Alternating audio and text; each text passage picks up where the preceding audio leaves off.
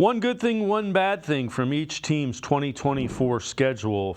This from CBS Sports. One good thing, the Browns went 8-1 at home last season, so they're likely happy with the fact that they'll get more than a month without leaving Cleveland. From Week 7 to Week 10, Browns have 3 straight home games and a bye.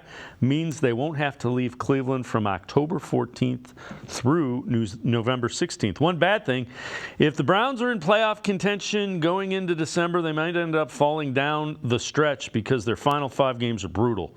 We've already talked about it. They close with the Steelers, Chiefs, Bengals, Dolphins, and Ravens, the AFC North foes all away. But yeah,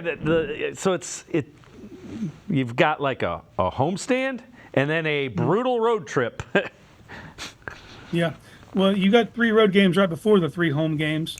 And you like the way the schedule opens up with non-playoff teams, but then that 3 home game stand where you're there for a month, there's no layups in there. I mean, you got Cincinnati, Baltimore, and then the Chargers, who the Browns have had crazy battles with these last few years. So those are going to be 3 tough games. But when we look at that final stretch, it is very difficult.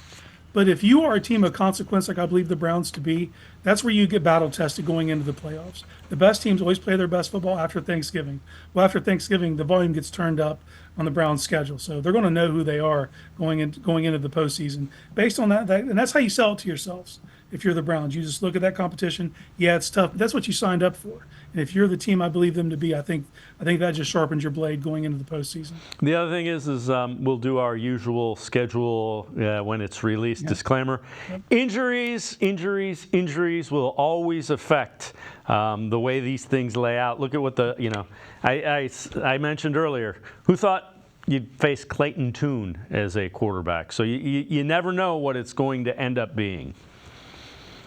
Yeah, we're basing this on what we know of the teams now and what they could be, but there's still unknown factors. We talk about that home stretch. We don't know what the Chargers are going to be under Harbaugh. Like, that could be completely different than what you're envisioning. And like you said, injuries change everything for you and the opponent. So a ton of unknown factors. But just based on what we do know, the Browns drew a short straw at the end of the year.